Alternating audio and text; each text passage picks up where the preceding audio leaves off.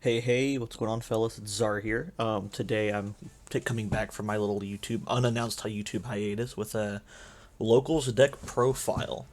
So not quite Master Duel like my past several videos have been, but I played it in IRL locals yesterday, and I got first place with Adamancipator. So I just wanted to get my profile out there and online, and yeah, without further ado, let's go ahead and jump right into it. So we'll start off with the givens. We've got, let's see here, 3 researcher, 3 seeker, and 3 analyzer. Maximum number of names, they all do the same thing. Excavate 5 off the top of your deck, and then summon a non-tuner rock, level 4 or lower, from the excavated pile. You want to see as many of these as possible, usually. You don't want to see a handful of 5, obviously, but one of each is ideal. And then we've got the excavate targets. We're playing 13 of them. So we've got Triple Guardian, the best excavate. My friends all hate it when I reveal this card because it functions essentially the same as a Brave Engine. It's just a Freon negate that slaps it down on the, or monster negate that slaps itself down on the table and turns off most hand traps. Got 3 Roxys, the best excavate to hit for when you are attempting to link climb and get material. And also just the best in a vacuum to hit by itself. We got 2 Dragite. It's a water in the grave to turn on your Dragite Synchro spell and trap negate, as well as a free draw on summon. It's always nice. 3 supplier. Now, I don't think this is as good as Dragite, and actually I've been listing these excavates in order from what I think is best to worst. But the only reason you play 3 of this is because this is a great extender also when you draw it, as it special summons itself from the hand when any rock leaves the field. So that's why you play 3 of that one. And also in situations, sometimes you can search Guardian. You don't always want to search it just because you can. But if you're in a situation where you manage to special summon this without your normal, you can search Guardian, then normal summon it down for free. So it's just 3 extra copies of Guardian in those situations. And then last 2 targets, Doki Doki. Sucks if this gets Impermanent or Veilered, but it is great for getting just a dead excavate that's sitting in your hand out, like pitching a spare Roxy's and slapping a Guardian on the field, or vice versa, or just anything. Pitching, you draw 2 Seeker, no Researcher. You pitch one of your Seekers, get the Researcher you're missing. It's just great card, but sucks to get hand trapped, and level 2 non-tuners a little awkward a lot of the time, especially because we're not playing Herald. We got 3 copies of Parallel Exceed. This is great for when you hit your Prank Kids engine. It's just a free rank 4 for you to go into Gallant Granite and get any piece you're missing from your names. This didn't happen at locals, but it happened in place testing. If your hand is so good that you just want to search Nibiru, you absolutely can do that.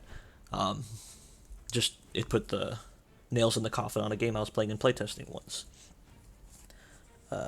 1 Dropsies to help time, as well as give our Roxy some little more value.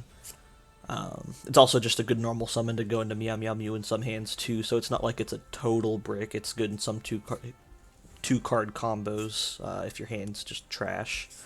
1 Plague Spreader. This is our primary Halka Fiber Brax target. Which I'll be honest, I'm not the more I play this deck, the more I'm actually thinking Halk is not the play. Either I'm blind and don't see it, or that engine is actually just mega, like, unimpressive in this deck. It very much underperformed. I didn't go into it once at the entire locals, so every time I drew Plague Spreader, it was just, why am I playing this card? Double Nibiru. We're playing this both as the primary small world bridge in almost every small world activation we do, as well as it's just good going second. It's good this format. Not much more needs to be said there.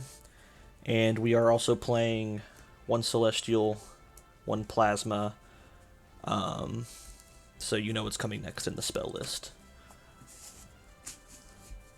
Alright, moving on to spells, by the way. The best spell in the deck. 3 extra copies of any name we want. Small World. Nibiru's your primary bridge. There's a lot to talk about here. Like, you can go any rock into Nibiru, into any rock, because Nibiru is a light, and it doesn't share anything except for rock with anything else in the deck. You can also start from Nibiru, and you can go into bridge it with Dragite, who's a water and doesn't share anything else except rock with the others, to get yourself a name. There's a couple of other niche bridges too and interactions with Small World, but you just have to learn them as you play.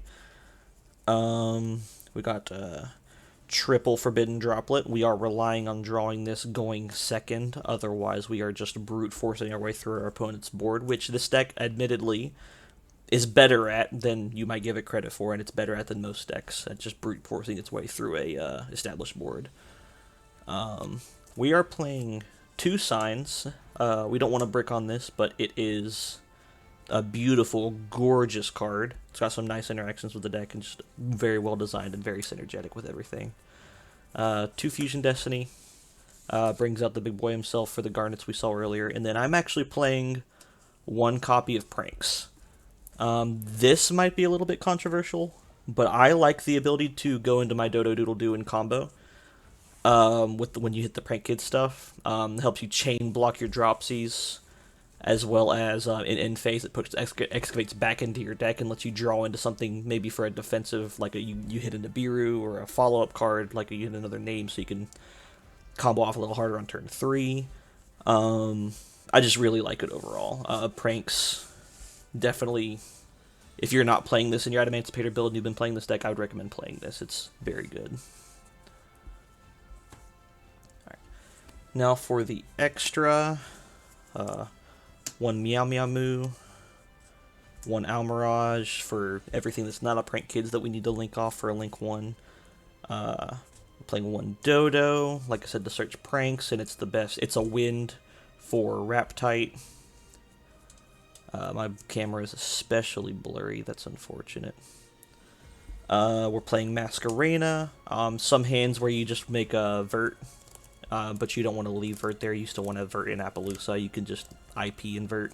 So you get your DP, and also you can make an Appo or a Unicorn on your opponent's turn, so that Vert's just not dead weight. Hulk, I kind of talked about it during the Plague Spreader bit, but this very much underperformed, and I never found a reason, anything to go into this at all. The only thing I can see it being good for is climbing into access code, but I never even had an issue with that in this deck to begin with. Vert for seeing DP when we don't draw Fusion Destiny. Unicorn, it's prime removal on top of access code, best access code link. Appaloosa for extra negates on your end board. Access code for killing. We're playing Raptite. The best synchro to go into in combo. It's a wind, so it's a DD Crow on your opponent's turn if you have a Wind Engrave, which is very good. And its excavate effect, it can summon any rock that you excavate off the top 5, including any tuners, any of the main names that you might have not had in your initial combo. So, say you start your combo with Seeker and Researcher, you reveal a Analyzer off of this guy, you can bring that guy out and keep popping off a little harder. Now, I'm playing 1 Leonite.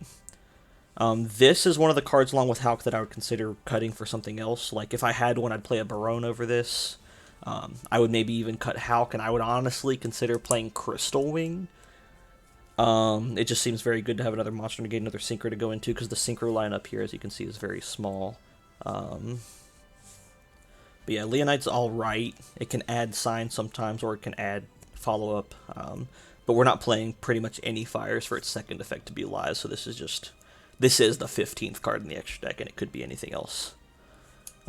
Now, speaking of something that could not be anything else, it's Drageye. This guy overperformed yesterday. His bounce clears fields so easily for free, protected by a negate on his own body as well as anything else that you have on field. Just gorgeous card. This card is everything that you could want it to be and more. Not much more needs to be said about it. This is just phenomenal card. Love Dragite. Savage. This is typically the Synchro 8 you're ending on turn 1. Dragite's more of a turn 3 thing. Situationally, sometimes turn 1, but usually turn 3. This is our turn 1 level 8 Synchro. Just an Omni Negate. Gallant Granite, we went over it before. You can use Supplier or Parallel Exceed to extend into this. And free piece of any name you're missing. And then you can guess what number 15 is, because you haven't seen him yet. It's DPE. Bring back Giant. DPE's too good. Lastly, we've got ourselves the little side deck here, and I just treated my side deck. It was hastily put together, but it's essentially our hand trap suite, as well as 3 copies of spell and trap removal, so that way we don't lose to skill drain, or just any floodgate like Tikaboo. But we're playing 3 Droll, 3 Ghost Ogre, 3 Lancia, 3 Cosmic Cyclone, and 3 Infip. Not much needs to be said here. It's just we're going first in our deck if we can help it. Our game 1 is very strong, even going second. And we're already making the droplet anyway.